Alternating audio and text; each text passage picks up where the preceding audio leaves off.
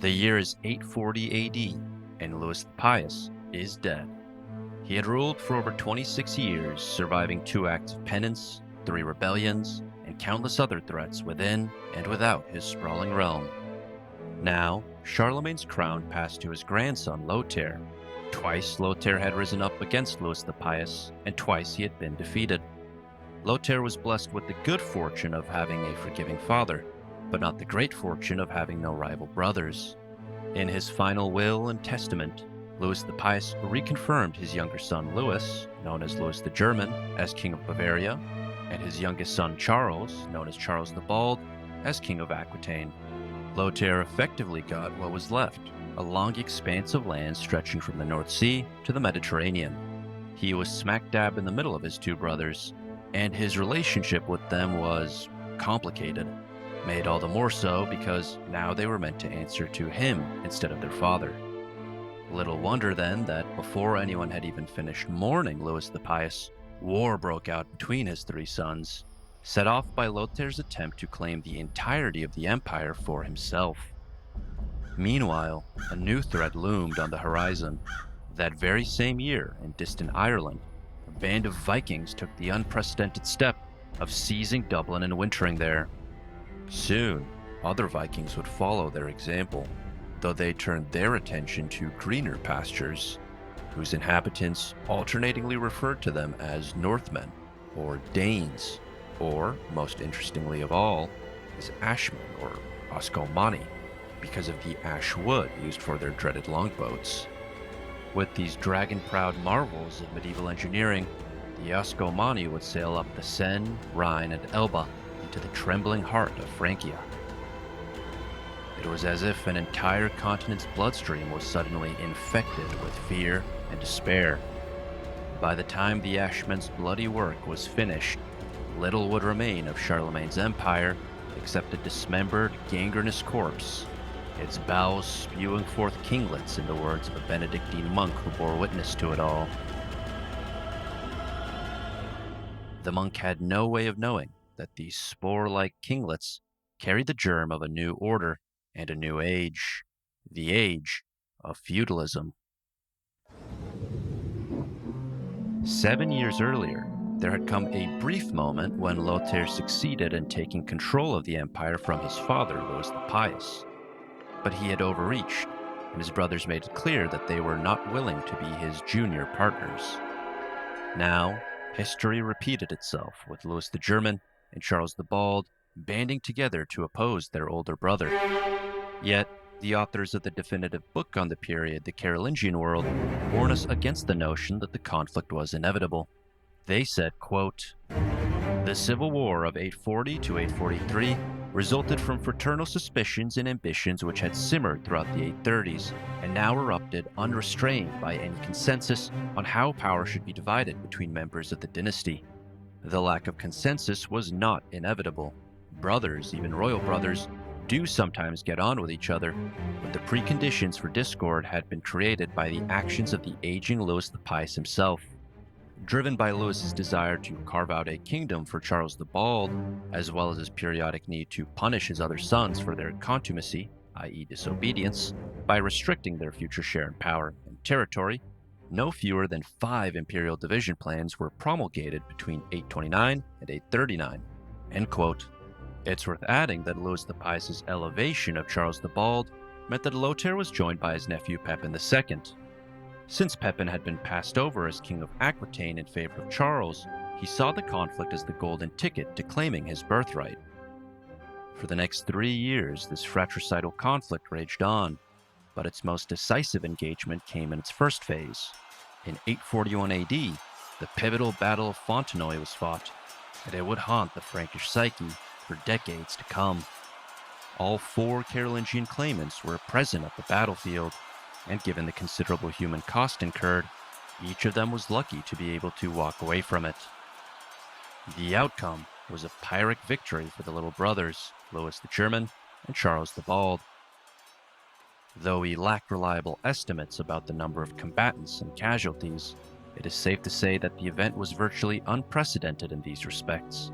That is, if contemporary reactions to the battle are any indication. Fighting on the side of Lothair, a Frankish warrior poet called Engelbert composed the following elegy, quote, "When in the earliest morning dawn cleaved the horrors of night, that was not the day of the Sabbath, but the cauldron of Saturn. The wicked demon rejoices in the breaking of peace among brothers. The hubbub of war resounds. A terrible battle arises on all sides. Brothers prepare death for brothers, uncles for their nephews, nor do sons do their duty to their fathers. There had been no worse massacre on the field of battle. Christian law is violated. Blood flows in waves, and in hell the maw of Cerberus opens with glee. The hand of Almighty God protected Lothair, who himself put up a valiant struggle. Had the rest fought like him, swift victory would have been won. But even as Judas once betrayed the Savior, so, sire, your generals abandon you in the struggle. Be careful, lest you be deceived like the lamb before the wolf." Fontenoy is the name the peasants give to the spring and village where Frankish blood was shed in slaughter and destruction. The fields shudder, the woods shudder, the marshes shudder. May neither dew nor showers nor rain fall on that meadow on which mighty men, seasoned warriors, were laid low and wept for by fathers, mothers, sisters, brothers, and friends. End quote. This was a masterpiece of the Carolingian Renaissance, produced in Latin and fusing stylistic and mythological elements from Greco-Roman, Germanic, and biblical traditions alike. In other words, it was a piece that only a Frank could then create, with the right inspiration, of course. Such pitched battles as Fontenoy were rare in this era, and those that pitted Franks against one another were rarer still. Most dynastic disputes were resolved through the threat of violence as opposed to the bare and naked use of it.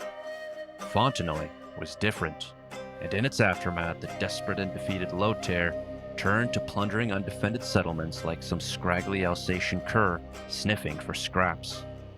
Lothair was someone who was willing to use anything and anybody to get what he wanted. He had demonstrated as much in his struggles against his father, and now he did so again by lending his support to the Stellinga Uprising in Saxony. Their name translating to companions in Old Saxon, the Stellinga were hell-bent on reclaiming the rights and privileges that they enjoyed prior to Charlemagne's conquest of their homeland. Remarkably, the Stellinga Uprising was the only popular revolt recorded in Europe between the 6th and 10th centuries.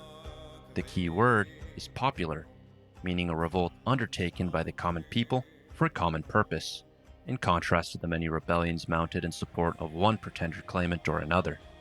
While the last such resistance movement was a 6th century tax riot against the Merovingians, the next one occurred under circumstances not dissimilar to those of the Stellinga, when, in the 10th century, the Ettonians were Christianizing the lands beyond the Elbe. The irony is that the Ettonian dynasty had Saxon origins, but that is a story for another time.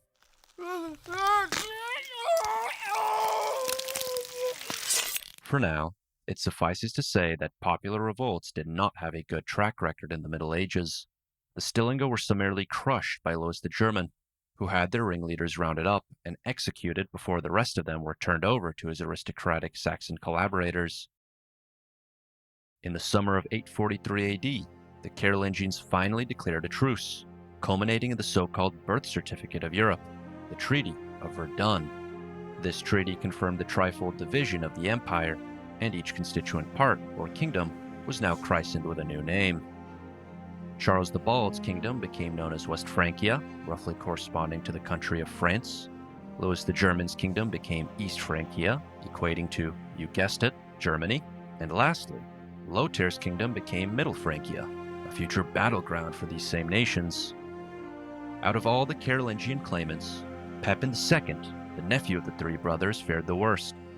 Although he was initially allowed to rule parts of Aquitaine under Charles the Bald, he would later be snipped out of the family picture completely. In a striking turn of events, reminiscent of Uhtred of Bebbanburg, Pepin II adopted the ways and practices of the Norse after escaping from a monastery that he was exiled to. It's safe to say that after that stunt, he wasn't invited to any more Carolingian family Christmases. With the conclusion of the Treaty of Verdun, Lothair remained emperor only in name, and the concept of Frankish subkingdoms was laid to rest. In addition to getting a new name, each successor kingdom also got its sovereignty, though the idea of a Carolingian Empire was kept alive. This outcome was the culmination of a trend that began with Louis the Pious, under whose reign the imperial inspectors known as Missi Dominici had already stopped being sent to the increasingly autonomous subkingdoms. In each of these kingdoms, one of the emperor's sons ruled, enmeshed in a web of his own palaces, estates, and local connections, with these woven together through marriage alliances and the distribution of privileges and benefices. Unlike the emperors of ancient Rome, the emperors of Aachen had no professional standing army. Thus, the delegation of authority to blood-related subkings was a natural response to the Carolingian Empire's size. But even so, the system was known to backfire. Each time that Louis the Pious meddled in the affairs of one of his sons' kingdoms, he ran the risk of provoking another rebellion. This is because Carolingian kings and aristocrats alike were self-interested. The kings longed for more autonomy, or for that ultimate prize, Charlemagne's crown, while the aristocrats longed for additional privileges, estates, and access to the man who could give them these things. In most regions, that man was no longer the emperor, but the king, so most aristocrats became royal dependents. This was a time in flux, when the feudal playbook was only just starting to be written, so the aristocrats of the empire were called a wide variety of names.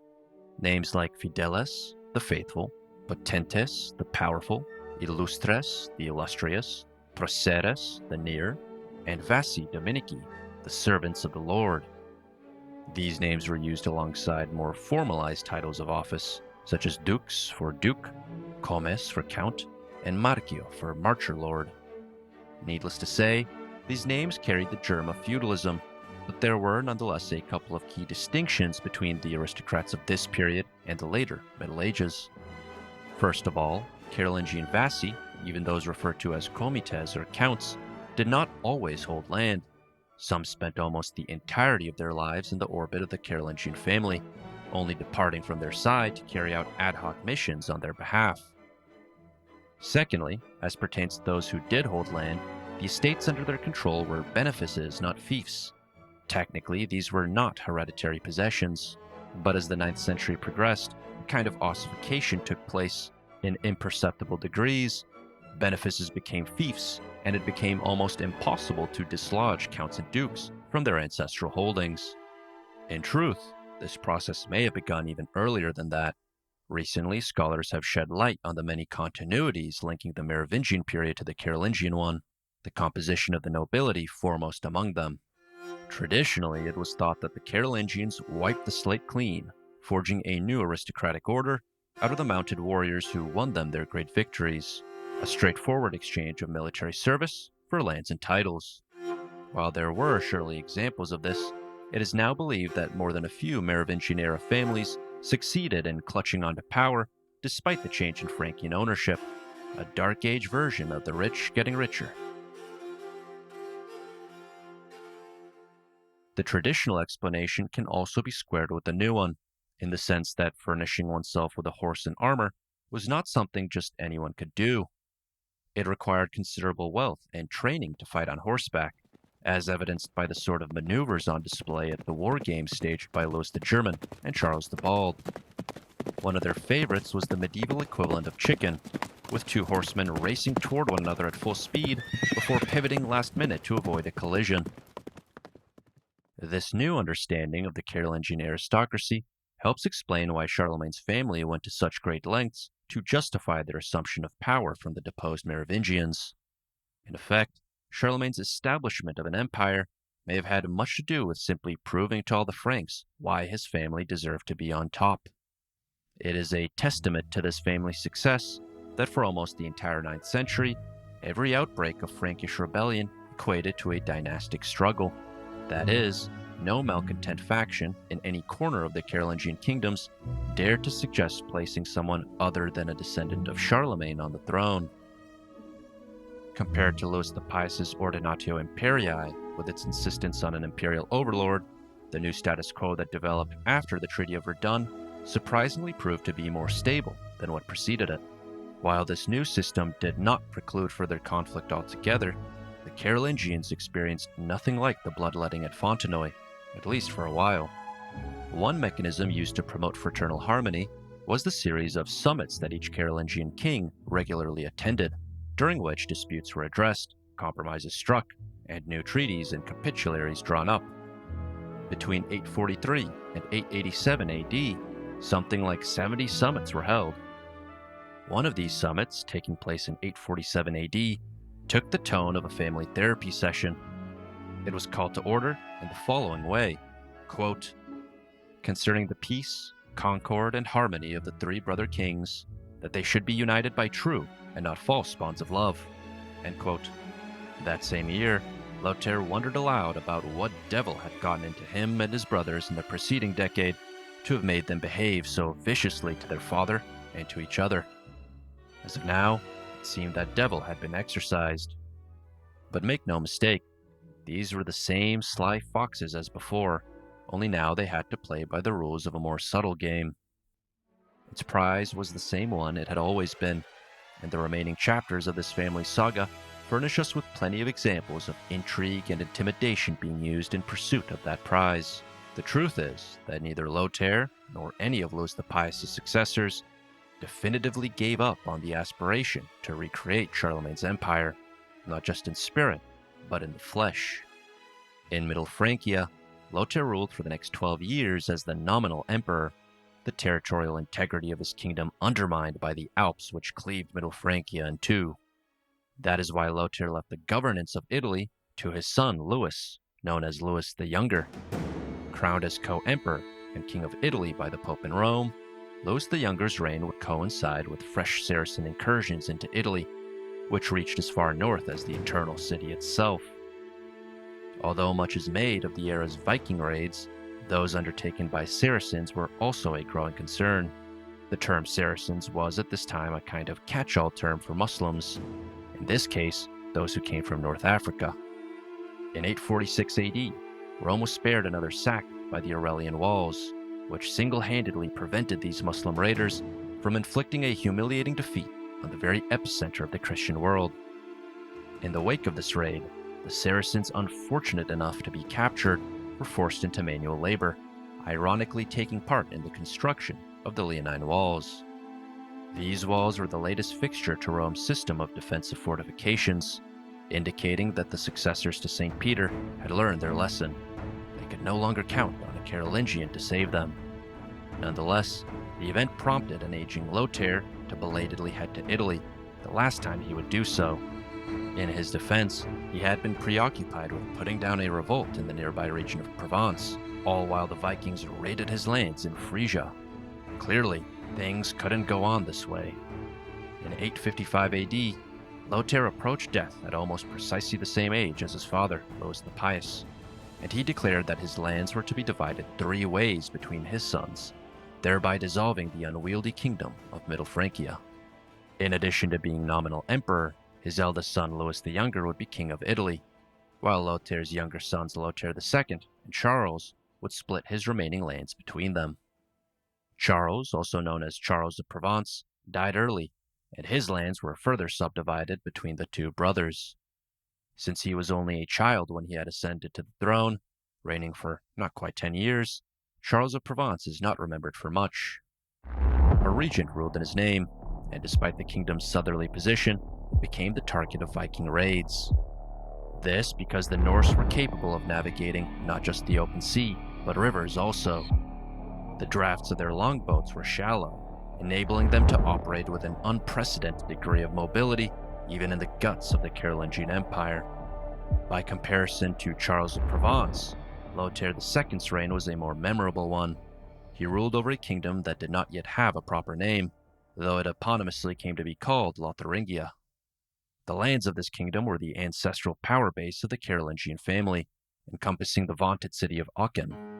This aroused the old feelings of envy and avarice in his uncles Charles the Bald and Louis the German, both of whom sought to add their nephew's territories to their own. On top of that, Lothair II had marriage problems. His wife, who had the wonderfully Germanic name Tutberga, was unable to bear him children. It was a dilemma that was to recur time and time again during the Middle Ages, when monogamy became an unswerving European norm. Unlike past Frankish rulers, Lothair II could not simply take another wife or concubine to produce an heir. Times had changed.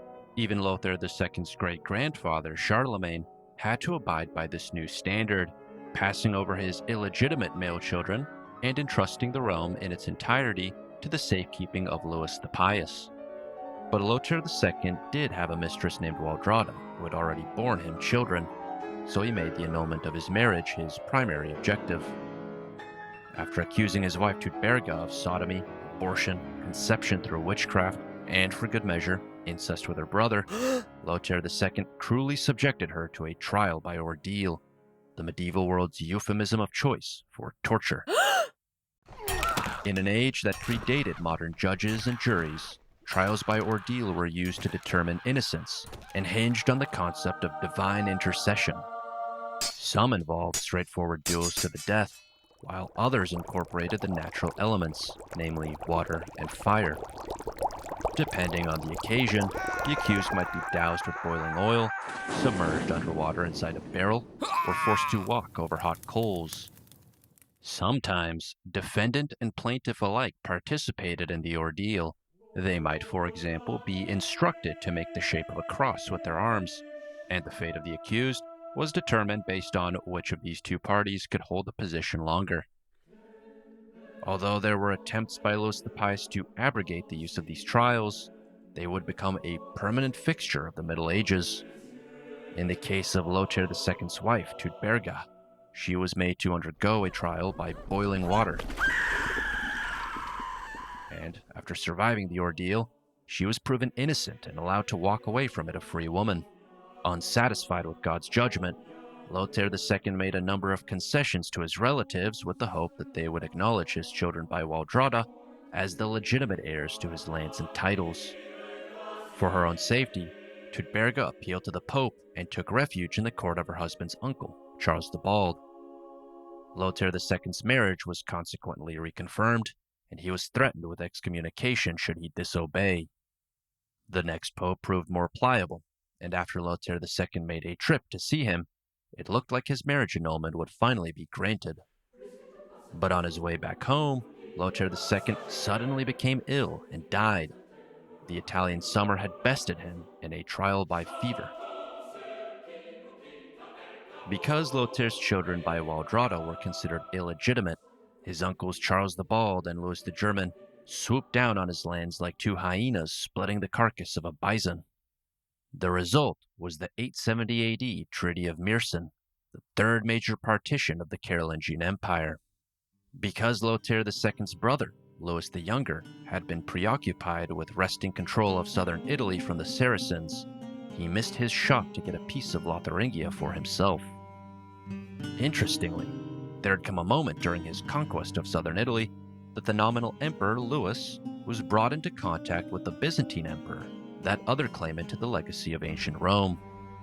Because the Carolingian Empire was lacking in the way of a navy, Louis the Younger received a small fleet of ships from the curiously self-made emperor, Basil II. These ships aided in his conquest of the city of Bari, after which time the Byzantine emperor could not resist taking a jab at the moribund state of the Carolingian Empire, probably because he was annoyed with Louis the Younger's insistence on using the title Emperor of the Romans, something Charlemagne had been more tactful about. In response to the Byzantine emperor's diplomatic rebuke, Louis the Younger argued that the Carolingian Empire was in fact alive and well. His argument rested on the fact that each successor kingdom was still ruled by one of Charlemagne's descendants. This at a time when the ruler of the Byzantine Empire had no such illustrious ancestors to speak of. The rest of Louis the Younger's reign was spent following up on his successes against the Saracens and dealing with a turbulent noble based in Benevento. It was there that the emperor was treacherously imprisoned, released only on the condition that he never returned to take his revenge. The emperor had no choice but to honor this condition, another indication of the rising power of the aristocracy. In 875 AD, Louis the Younger died, survived by a daughter who, under Salic law, was not allowed to inherit the throne.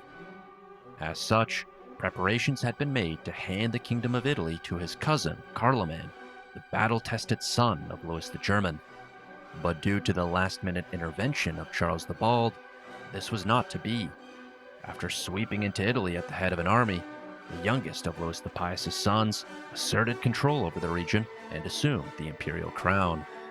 This was a considerable achievement, especially in light of the precarious position occupied by Charles the Bald at the start of his reign.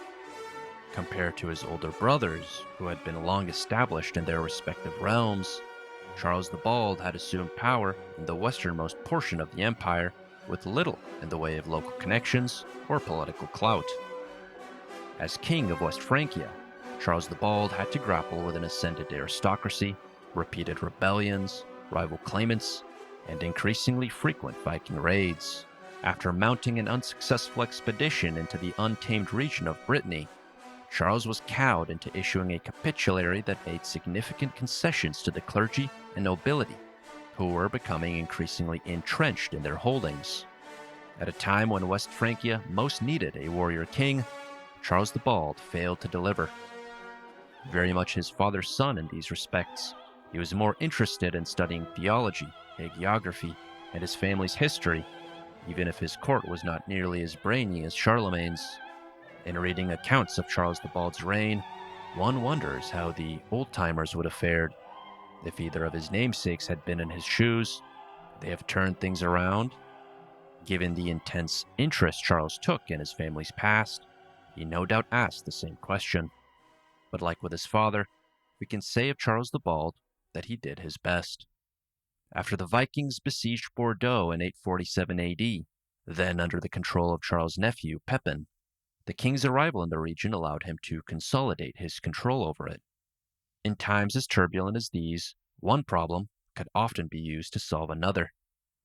That said, the Viking problem was fast becoming an intractable one. More than any other Carolingian kingdom, West Francia faced the brunt of the storm, even while it was mired in civil strife. There was this consolation, though. The Vikings had come to raid, not to settle. They had no grand designs to topple kingdoms or to dislodge the Franks from their homes. For the most part, they were chiefly interested in taking their loot and bringing it back to Scandinavia, where they waged their own power struggles. In a word, the Norse could be bought off or otherwise reasoned with, something known even during Louis the Pious's reign. That is not to say that they were, in the words of one satirical description, long-haired tourists who sometimes roughed up the locals. The Vikings were a terrifying bunch, and it came as an alarming development when they graduated from looting monasteries and emporia to sacking cities wholesale. Though they had not come to settle, the Vikings raiding Francia gradually extended their stays, wintering near their raiding destinations while taking advantage of the fact that the Franks were no longer the all-season campaigners that they used to be. In 845 AD, under the leadership of a certain Ragnar, who has been linked to the saga character Ragnar Lothbrok, the Vikings infamously sacked the city of Paris. In a breathtaking display of audacity, they held an entire city captive until Charles the Bald agreed to pay the ransom. 7,000 livres, the equivalent of 5,670 pounds, or 2,570 kilograms of precious metals. This was the first of a long series of such tributary payments. In total, the tribute rendered to the Vikings by the Franks amounted to tens of thousands of pounds of gold and silver, to say nothing of what was pillaged. Europe had a new breed of apex raiders. Accumulating such vast sums of tribute required Charles the Bald to use all his gifts in diplomacy and stewardship. Inevitably, he had to turn to the malcontent nobles of his realm to help foot the bill, much to their annoyance. In 858 AD, Charles the Bald's unpopularity was such that he was nearly dethroned by his brother, Louis the German, who made multiple attempts to take control of West Francia. The events of the following year probably didn't help Charles' case, when the common people living along the Seine and Loire got sick and tired of the non-stop Viking raids. A group of them banded together to resist the Norsemen. Though they proved successful against the Vikings, they had less luck with their countrymen. The Frankish Annals tell us that these brave commoners were summarily slain by the more powerful people, referring to the aristocracy. It is difficult to say whether this was done in accordance with the king's wishes, but either way, it is a blot on his reign. That being said, in the last 2 decades of his rule, Charles cuts a more formidable figure, even if his policy of tributary payments continued and his designs on Lotharingia and Provence were only partly successful. Something like 500 administrative documents survive from the reign of Charles the Bald, dwarfing the output of most of his relatives. Clocking in at an average of 15 per year, it was a pace just short of Louis the Pious's. In perhaps the most famous of his capitularies, Charles the Bald ordered the organization of a cavalry division, the construction of fortified river bridges, and the prohibition of horse and weapon sales to the Norse. The topic of Frankish arms had already been an object of concern to Charlemagne, who at one point outright banned the export of weapons and armor. Amid the rampant violence of the 9th century, the swords, axes, and mail armor produced by the Franks were second to none, enabled by large-scale iron production and a sophisticated web of workshops, some of which were located in the monasteries. By the close of the century, there were even brand names for certain Frankish swords. But even in this time of incessant conflict, Charles the Bald's attention extended beyond the military sphere to matters like coinage, estate management, and weights and measures. Once again, these were reforms reminiscent of those enacted by Charlemagne, not excluding a potentially counterproductive one, the forced demolition of unauthorized fortifications. It has convincingly been argued that this was a long-running habit of the Carolingians, who either willfully neglected or outright destroyed the forts dotting the empire's countryside, especially in those untamed parts of the empire that had rebelled against them. The age of the Vikings laid bare the insidious effects of this policy, with the unfortified countryside being much easier to raid than it otherwise would have been. Over time, the Frankish nobles seem to have flouted any such policy, erecting forts and castles to protect themselves and their people from the Vikings and other threats. This observation fits hand in glove with the trend toward decentralization taking place in West Francia and elsewhere, a trend that culminated in the development of feudalism.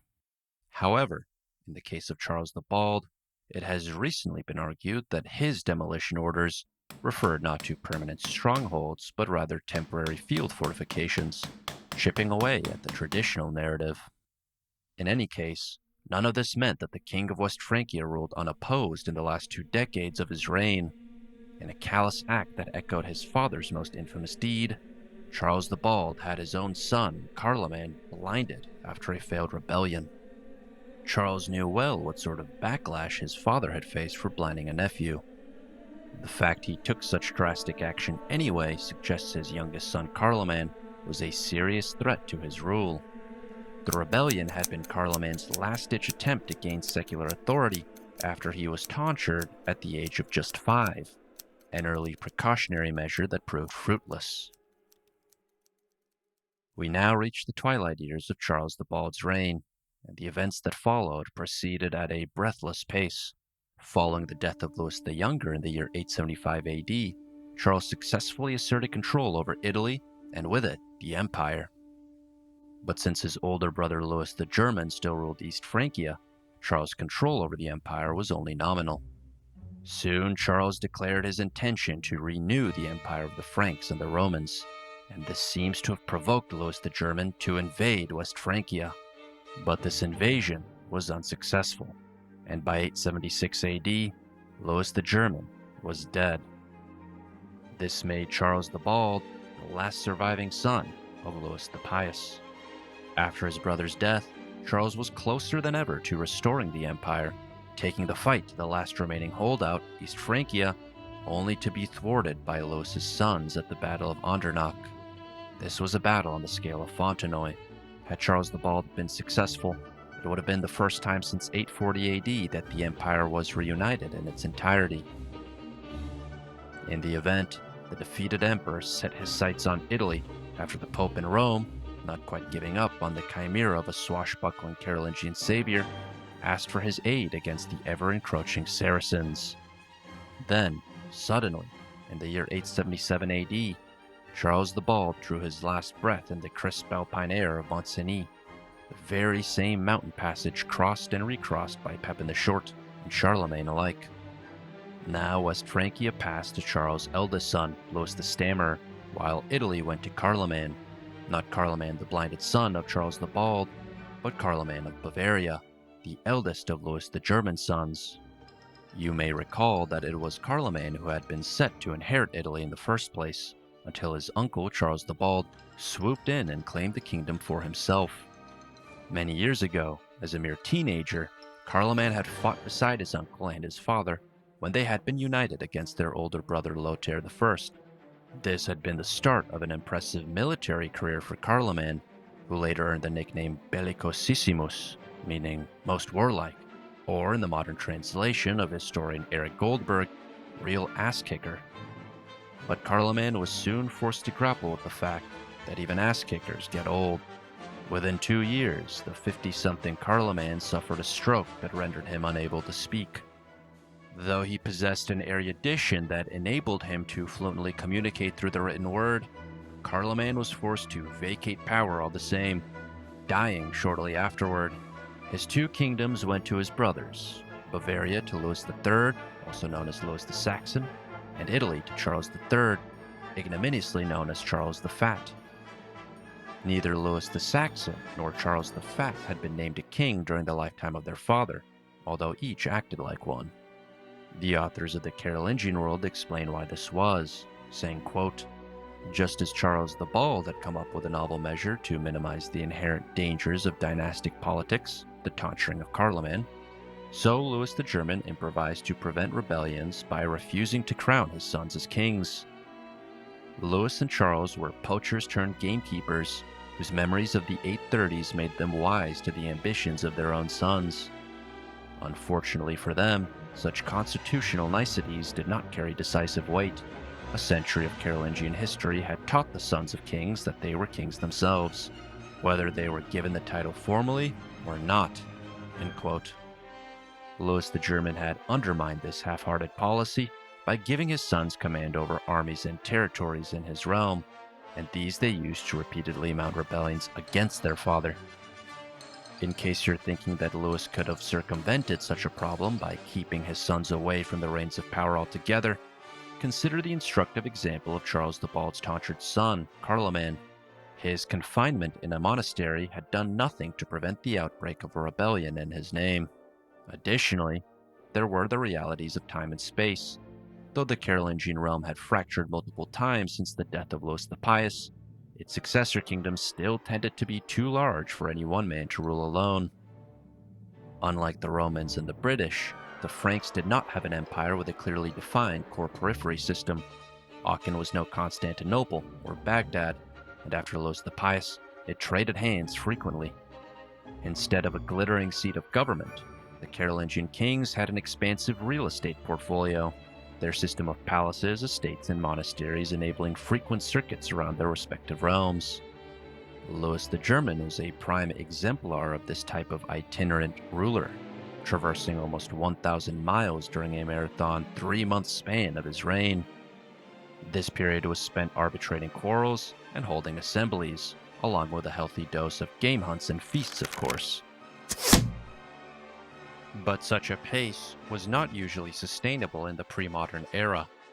That is why Carolingian kings needed trusted lieutenants who could act as their eyes and ears in the countryside, and the task fell most naturally to sons. Even if these sons were claimants to the throne and could mount rebellions by drawing on regional connections, populations, and resources, the calculus for a Carolingian ruler was pretty straightforward. Without a standing army, the only real alternative to supervising such a vast empire was giving chunks of it to non-relatives, which would have proved an existential risk to the Carolingians, conscious as they were of what their ancestors had done to the Merovingians. That is why we see the same cycle of rebellion, contrition, and piecemeal succession taking place in East Francia as elsewhere. After one failed rebellion, Charles the Fat unbuckled his belt of power in the display we know well by now, throwing it on the ground in a bid to gain his father's clemency, which he knew he would receive. Clearly, Charles the Fat was already a keen practitioner of the game, and the same is true of his brother Louis the Saxon. Both of them had cut their teeth fighting not just against their father, but alongside and independently of him against frontier peoples like the Danes, Saxons, and Slavs, against whom East Francia scored notable successes. This was the part of the Carolingian Empire most intimately connected to the newly revived European slave trade, which now hinged on the importation of Slavic peoples to the Byzantine and Islamic worlds. The Venetians, whose floating city passed back and forth between the nominal control of the Byzantines and the Franks, acted as the intermediaries in this intercontinental human trafficking operation. More than that, though, Venice was becoming a kind of intake valve for exotic luxuries trickling into Europe, fueling an incipient culture of conspicuous consumption among the Frankish nobility and clergy. There is even a story about a Frankish bishop who paid a whopping 3 pounds of silver for a spiced-up mouse, under the mistaken belief that this was some sort of oriental specialty dish. East Francia is sometimes seen as the most backwards of the Carolingian successor kingdoms, partly for the reasons I have mentioned already, and partly because of its lack of capitularies. While it's true that its western counterparts had a more literate administrative culture, the rulers and officials of this easternmost Carolingian possession could nonetheless read and write in Latin. Furthermore, during the reign of Louis the German alone, something like 170 documents and charters were produced, even if capitularies were not among these. Instead, imperial ordinances were expressed verbally, and this did not preclude administrative efficiency. The silver coins minted in East Francia are testament to this, weighing exactly 1.67 grams apiece, the precise monetary standard imposed by Charlemagne. We can turn to the authors of the Carolingian world a final time to reassess the last half-century. They wrote, quote, "Division and subdivision of territory, escalating internal conflict, ever weaker leadership in the face of Viking invasion, increasingly autonomous aristocratic power, and rising disillusionment with the ruling dynasty are the notes which form the baseline in this version of history. Posterity has therefore seen in the years 840 to 888 not the high period of the Carolingian Empire, but rather the birth pangs of nascent kingdom nations such as France and Germany, ready to burst out of an anachronistic imperial straitjacket on a trajectory towards their modern destinies." End quote. Posterity may see things this way, but not the brother kings who then ruled. They thought not in terms of nation-states, but in terms of empire. Though neither of them succeeded in restoring Charlemagne's imperial creation, one of their descendants soon would.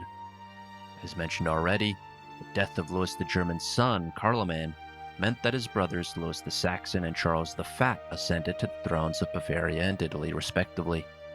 But in less than 2 years, Louis the Saxon also died, leaving the kingdoms of Bavaria and Saxony alike to his brother, Charles the Fat. During the intervening period, Charles had been crowned emperor, and he was now on the cusp of bringing all the Frankish kingdoms under his rule. Only West Francia remained sovereign, where the late Charles the Bald's eldest son now ruled. Nicknamed Louis the Stammer, and ruling West Francia for just a year and a half, his dismissive sobriquet is nonetheless an unfair one. Throughout his life, Louis had, in various capacities, demonstrated at least some level of initiative against the local aristocracy, the Vikings, and, when necessary, against his father. He also sired 2 healthy and able sons, Charlemagne II and Louis III, who after their father's death in 879 AD, ascended to the throne of West Francia as co-kings. A contemporary monk called the boys the hope of Europe. But slapstick tragedy was to befall them. Louis died chasing a girl, having hit his head on a low door, and Charlemagne died chasing a boar, having accidentally been stabbed in the leg by his servant. These freak accidents happened within a span of 2 years, when both brothers had only been around 18 years old. Had either survived, he might have proved to be precisely the kind of warrior king that West Francia so desperately needed. If we were to pinpoint a definitive crisis of the Carolingian Empire, it would not be Louis the Pious's penance in 833 AD, nor even the Treaty of Verdun a decade later. Instead, the turning point came in the period we've just discussed, the 9-year span beginning with 875 and ending in 884 AD, when 8 of Charlemagne's ruling descendants died. Even if death was always close at hand in the Carolingian world, nobody could have predicted this. It must have been a shocking thing to witness for the Franks living through that time, something akin to the experience of being an American in the late 20th century and watching the Kennedy curse unfold. Even if their empire had split apart after the Treaty of Verdun, the Franks had known no rulers other than the Carolingians for over a century. The Merovingians had been deposed as far back as 751 AD, and for other rebellions that broke out after the 780s, each was limited in its aims to placing a different Carolingian on the throne. It was in the close of the 9th century that all of that changed. A certain Bazo of Provence took advantage of the chaos to make a bid for the West Frankian kingship in 879 AD, the same year that the young sons of Louis the Stammerer ascended to the throne as co-kings. There was little basis for Bazo's claim, except for the fact that he was powerful, well-connected, and had married into the imperial family. Even in this late stage of the empire's story, the descendants of Charlemagne proved themselves fully capable of uniting against a common enemy, with the 4 remaining Carolingian rulers banding together to root out this pretender claimant. Though Bazo was defeated, we would see his like many times again in the years to come. Within only 5 years, only one of the Carolingians involved in the struggle against Bazo was still alive. This was none other than Charles the Fat, who now presided over a reunited empire. To describe what happens next, we can turn to the always eloquent, if at times unreliable, Edward Gibbon, who said, quote, "By the end of the 9th century, the dregs of the Carolingian race no longer exhibited any symptoms of virtue or power, and the ridiculous epithets of the bald, the stammerer, the fat, and the simple distinguished the tame and uniform features of a crowd of kings alike deserving of oblivion. By the failure of the collateral branches, the whole inheritance devolved to Charles the Fat, the last emperor of his family. His insanity authorized the desertion of Germany, Italy, and France. He was deposed in a diet and solicited his daily bread from the rebels by whose contempt his life and liberty had been spared. According to the measure of their force, the governors, the bishops, and the lords usurped the fragments of the falling empire, and some preference was shown to the female or illegitimate blood of Charlemagne. Of the greater part, the title and possession were alike doubtful, and the merit was adequate to the contracted scale of their dominions. Those who could appear with an army at the gates of Rome were crowned emperors in the Vatican, but their modesty was more frequently satisfied with the appellation of kings of Italy, and the whole term of 74 years may be deemed a vacancy from the abdication of Charles the Fat in 888 AD to the establishment of Otto I in 962 AD. End quote. Gibbon's narrative is the traditional one, and his purple prose may even have helped shape it. Yet his characterizations of Charles the Bald, Louis the Stammerer, and Charles the Fat were unfair. On paper, it seems a damning thing that while the first Carolingians had epithets like the Hammer and the Great, the last Carolingians were called Stammerer, Fat, Bald, and other things. At times, these nicknames were harmless, maybe even ironical, as for example with Charlemagne's father, Pepin the Short. Given the height of his son, it is hard to imagine that Pepin was short enough to warrant such a nickname. Similarly, Charles the Bald was known to be very hairy. Again, those nicknames were probably harmless, but other nicknames deliberately undermined or unpeopled their bearers, as for example with Charlemagne's eldest son, Pepin the Hunchback. This little-known Carolingian princeling probably did have a humped back, but because of the unsuccessful and little-known rebellion he had mounted against Charlemagne, it may be that his infirmity was deliberately exaggerated and weaponized against him politically. Most Carolingian nicknames were not contemporary, and this includes Charles the Fat's nickname, which was given to him in the distant 12th century. The only physical description we have of Charles is that he was tall and blond. Based on a careful reading of surviving sources, he actually cuts a competent and active figure. endlessly making the rounds across his empire in a vain attempt to keep it together through sheer force of will. In the end, the problems he faced proved insurmountable. Preeminent among them, his failure to produce a legitimate male heir. The one son he did have, Bernhard, was born a bastard, and Charles was not able to legitimize him. All the same, the rules were now being rewritten. It was another Carolingian bastard, Arnulf of Carinthia, son of the so-called ass-kicker Charlemagne, who was responsible for deposing Charles the Fat. This is best understood as the product of acute pains rather than chronic ones like the Vikings, Saracens, and the growing entrenchment of the aristocracy. The aristocracy had been slowly entrenching itself for a while now, but the central issue was that they had gotten used to having a king in their backyard, enabling the kind of face time necessary to advance their own dynastic interests. Now there was a single ruler in charge of this vast empire, with no legitimate sons named as sub-kings. Suddenly, the nobles had none of the access that they used to have, which fueled discontent. Their uncertainty about who would follow Charles the Fat was the final nail in the coffin. For all his many circumambulations around the empire, it was simply too big for one man to rule alone.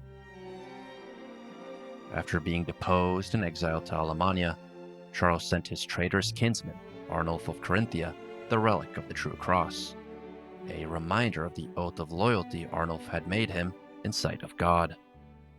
When he received it, Arnulf reportedly wept. 6 weeks later, the middle-aged Charles the Fat was dead. The entire deposition had been for nothing.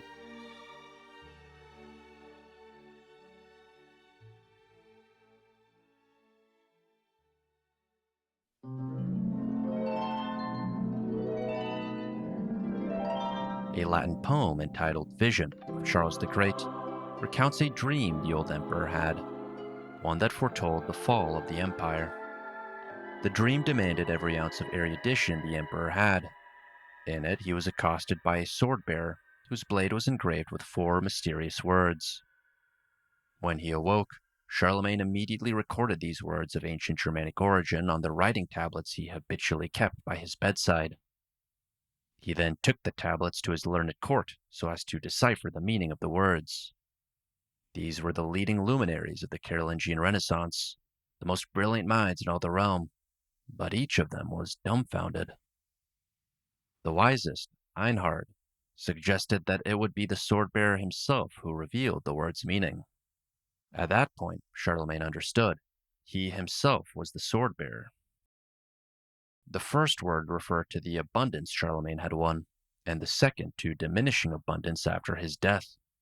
The third word referred to avarice and oppression, and the fourth word to the end. This apocryphal dream seems to have been a popular yarn of fiction woven in the court of Louis the German, and its central theme of an empire whose fall was preordained has enraptured scholars ever since. More recently, a new story has emerged. Writing in Heart of Europe, A History of the Holy Roman Empire, historian Peter H. Wilson says, quote, "There may be something of a bargain basement feel to the later Carolingians, but they were neither as inept nor as indolent as both contemporary critics and later writers maintained. Their real problem was not irresistible centrifugal forces of dukes and kinglets seeking independence, but their own inability to produce legitimate heirs." End quote. That is a simpler story than the others, but it rings truest. The same Benedictine monk who wrote of a disgorged realm spewing forth kinglets from its bowels reinforces the idea that the last Carolingians were neither as inept nor as indolent as they are often made out to be. This monk, Regino of Prum, ascribed the cause of Carolingian power struggles not to a lack of nobility, courage, or wisdom, but instead to the simple fact that none of them so outshone the others that the rest deigned to submit to his rule. In a word, too many little Charlemagnes in the kitchen.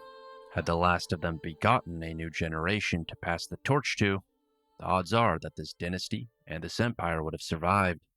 In the event, the dark places of Europe outlasted them, which is why, one day soon, the empire would return.